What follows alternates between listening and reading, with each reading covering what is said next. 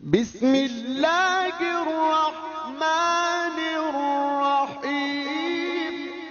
ایک عجیب مقدمہ حضرت عمر کے پاس آیا۔ حضرت عمر کہنے لگے میں اس کا فیصلہ ہی نہیں کر سکتا۔ مقدمہ عرض کروں آپ کی خدمت میں؟ دروشی پڑھیے ایک دفعہ بلند آواز۔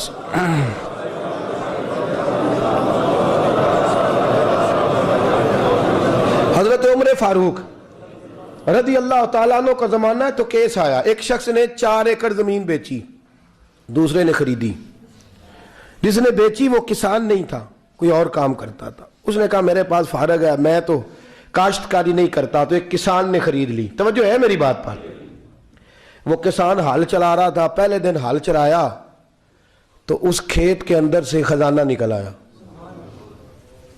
کھیت سے خزانہ کس کا ہے یہ؟ جی بھائی جی دی سڑک لنگ جائے نا وہ آندہ ہے اور میں دینی نہیں تسی بیانہ واپس لو۔ اب تو سڑک گزر گئی ہے، مجھے تو پتہ ہی اب چلا ہے کہ یہاں ہاؤسنگ سوسائٹی آنے والی، میں تو نہیں دیتا ہی، رکھ لیں آپ۔ کیا نکل آیا؟ ہیرے جواہرات چاندی لال نکل آئے۔ اب اٹھا کے نا وہ شخص نکلا ہے وہ رکھ لیتا، سنبھال لیتا، کیا ضرورت تھی؟ ویسے بھی لوگ تو پیسے بتاتے ہی نہیں کتنے۔ اٹھا کے نا وہ خزانہ تو جس نے بیچے تھے اس کے گھر چلا گیا، کہنے لگا میں نے زمین خریدی تھی، خزانہ نہیں خریدا تھا، تیرا ہے، تو لے لے، تیرا ہے، رکھ لے۔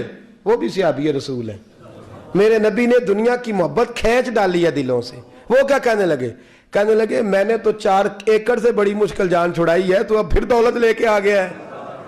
اس نے کہا یہ تیرا ہے، تو ہی رکھ، میں نے زمین بیچی تھی تو جو اس کے اندر تھا وہ سارا ہی تیرا ہے، بیچ ڈالا تھا۔ کہنے لگا نا میں نے زمین خریدی ہے، خزانہ نہیں خریدا۔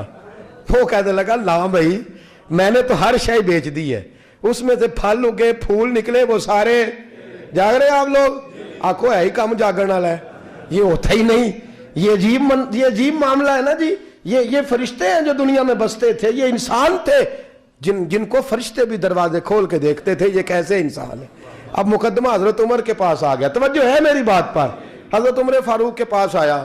حضرت عمر فاروق نے دونوں کی بات سنی تو جس نے بیچی تھی اس سے کہنے لگے پرانے مالک سے، چل یار تو لے لے، مجھے لگتا ہے کہ تیرے ہی ہیں، تیرے بڑوں نے دبائے ہوں گے، تو نہیں نکال سکلا، تو ہے تو وراثت تیری بنتی ہے نا، رکھ لے۔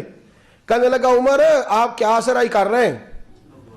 اگر یہ بات غلط ثابت ہو گئی اور قیامت میں مجھے اس خزانے کا حساب دینا پڑا تو آپ میرے ساتھ اٹھیں گے نا، میرا بوجھ اٹھائیں گے نا؟ حضرت عمر کہنے لگے جی میں کوئی نہیں اٹھاتا، میں تیرا بوجھ۔ اب وہ جس کو بیچا تھا حضرت عمر کہنے لگے بھائی اس نے تو تجھے دے دیا تھا، اب تیرا ہے تو رکھ لے۔ کہنے لگا عمر آپ قیاس کر رہے ہیں، آپ قیاس کر رہے ہیں، اگر قیامت والے دن میں پھنس گیا تو میں آپ کا نام لے لوں اللہ کی بارگاہ میں؟ حضرت فاروق اعظم نے نا سر پکڑ لیا، فرمایا میں فیصلہ ہی نہیں کرتا، تم حضرت ابی بن کعب کے پاس جاؤ رضی اللہ ہو۔ حضرت ابی بن کعب کے پاس آئے اور آ کے ان دونوں نے کہا حضرت جی ہمارا ایک کیس الجھ گیا ہے۔ فرمایا وہ کیا؟ وہ صحابہ تھے جن کی ہر صبح عید ہوتی تھی، خدا کا قرب حاصل تھا، نبی کی دید ہوتی تھی۔ حضرت ہمارا کیس الجھ گیا، حضرت عمر سے فیصلہ نہیں ہوا، آپ مہربانی فرمانے لگے وہ کون سا کیس ہے جو عمر فاروق سے فیصلہ نہیں ہوا؟ وہ کون سا کیس ہے؟ کہ حضرت جی یہ معاملہ ہے، توجہ ہے میری بات پر، یہ والا معاملہ ہے کہ اس نے بیچی ہے جگہ، میں نے خریدی ہے، اب خزانہ نکل آیا، میں کہتا ہوں تیرا ہے، یہ کہتا ہے نہیں تیرا، میرا میری نہیں۔ جی یہ کون سا دور ہے؟ بولے نا وہ کون سا دور تھا؟ خیر الناس من ینفع الناس، لوگوں میں بہتر وہ جو لوگوں کے لیے نفع بخش۔ یہ کہتا ہے خزانہ تیرا ہے، میں کہتا ہوں نہیں، تو کون سا دور ہو گیا؟ تیرا تیری کا۔ حضرت سیدنا ابی بن کعب رضی اللہ تعالیٰ عنہ نے سر جھکا لیا، کہنے لگے میں فیصلہ کیا کروں، میں بہت بڑا قاضی ہوں پر یہاں میں بھی الجھ گیا ہوں، اب فیصلہ سنو، خوبصورت فیصلہ۔ حضرت ابی بن کعب اس سے پوچھتے ہیں بیچنے والے سے تیرے بچے کتنے ہیں؟ کہنے لگا جوان بیٹا ہے۔ خریدنے والے سے کہتے ہیں تیرے کتنے بچے ہیں؟ اس نے کہا جوان بیٹی ہے۔ کہنے لگا میں ان دونوں کا نکاح کر کے سارا سامان انہیں جہیز میں دے دیتا ہوں، ان کا نکاح کر کے سارا کچھ انہیں جہیز میں دے دیتا ہوں، تیرے گھر بھی آ جائے گا، تیرے گھر بھی۔ یہ فیصلہ سیدنا ابی بن کعب رضی اللہ تعالیٰ عنہ نے دیا۔ لوگ رو رہے تھے، کہہ رہے تھے کیا بات ہے اس فیصلے کی، کیا بات۔ ایک نوجوان تھا مینا کے بازار میں، دوڑا جا رہا ہے، ایک بابا جی اس کو ملے، بزرگ، تو ان بزرگوں کے اس نے توجہ ہے میری بات پر آپ, ان بزرگوں کی تھیلی اس نے اشرفیوں والی چھین لی, چھین کے دوڑ گیا, کافی آگے چلا گیا تو گر گیا, جب گرا تو نظر آنا بند ہو گیا. لگاؤ اللہ کے ولی کی بے ادبی ہوئی اس لیے نظر آنا بند ہو گیا, بے ادبی ہو گئی, بڑا پریشان ہوا, سخت آزمائش کا شکار, کیا کروں کدھر جاؤں. جب بڑی سخت تکلیف کے اندر وہ گرفتار ہوا تو لوگوں سے کہنے لگا مہربانی کرو مجھے بابا جی سے معافی لے دو. گرا جو ان کی نگاہ سے وہ سنبھل نہیں سکتا. اللہ والوں کی بے ادبی اللہ کو بڑی ناپسند ہے, اللہ والوں کی بے ادبی اللہ کو بڑی ناپسند ہے, اس سے ضرور بچیں. اللہ تعالی ہمیں بچنے کی توفیق عطا فرمائے. پکڑ کے بابا جی کے پاس لائے, بابا جی معاف کر دیں آپ کی وجہ سے آنکھیں چلیں گی. بابا جی کہنے لگے نہیں میں نے تو بد دعا دی نہیں. تو وہ کیسے؟ کہنے لگے میرے ساتھ جب کوئی مسلمان زیادتی کرتا ہے تو میں فوراً ہی معاف کر دیتا ہوں. کہا جی میرے لیے دعا کر دیں. دعا کی, بابا جی کی آنکھیں ٹھیک, بابا جی نے دعا کی, نوجوان کی آنکھیں صحیح ہو گئی. لوگ چلے گئے تو وہ نوجوان قریب بیٹھ گیا, کہنے لگا بزرگو آپ نے جو کہا میں نے مان لیا, پر ایک بات میری سمجھ میں نہیں آئی. کہا وہ کیا؟ کہا آپ کہتے ہیں میرے ساتھ کوئی مسلمان بھی زیادتی کرتا میں فوراً معاف کر دیتا ہوں. فوراً تو معافی دی جاتی نہیں, دی جا سکتی نہیں, تھوڑی دیر تو بندے کے دل کو تکلیف رہتی ہے. آپ نے جو نہیں نا بات, لوگ بریکی میں جاتے ہیں نا بہت سارے. کہا جناب بندے کے دل میں تھوڑی دیر تو تکلیف, بھئی کوئی لڑائی ہو جائے تو کہتے ہیں ابھی نہیں میں نے جانا, ذرا بات ٹھنڈی ہو جائے گی تو پھر, ابھی تو بڑی چوٹیں لگی ہیں, بڑا مسئلہ بنا ہے.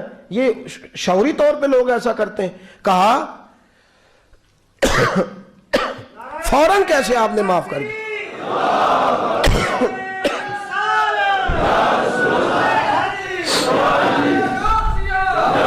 کہا فوراً کیسے معاف کر دیا؟ تو بابا جی کہنے لگے مجھے اپنے نبی سے پیار ہی بڑا ہے صلی اللہ علیہ, ہم عشق کے بندے ہیں, کیوں بات بڑھائی ہے, محبت بڑی ہے رسول رحمت سے, پر میں کیا بات ہے.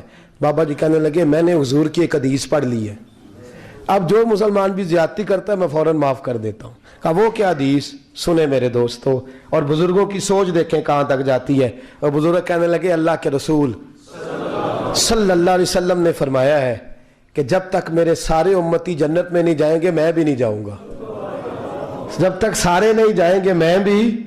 تو بابا جی کہنے لگے دیکھنا تیرا میرا جھگڑا ہے, اگر یہ جھگڑا حضور کے پاس جائے گا, اللہ کی بارگاہ میں جائے گا, پھر اس کا فیصلہ ہوگا, پھر یہ مقدمہ لڑے گا, پھر یہ کیس چلے گا, جب فیصلہ ہوگا تب تک میرے رسول پاک جنت میں نہیں جائیں گے, بیٹھے رہیں گے.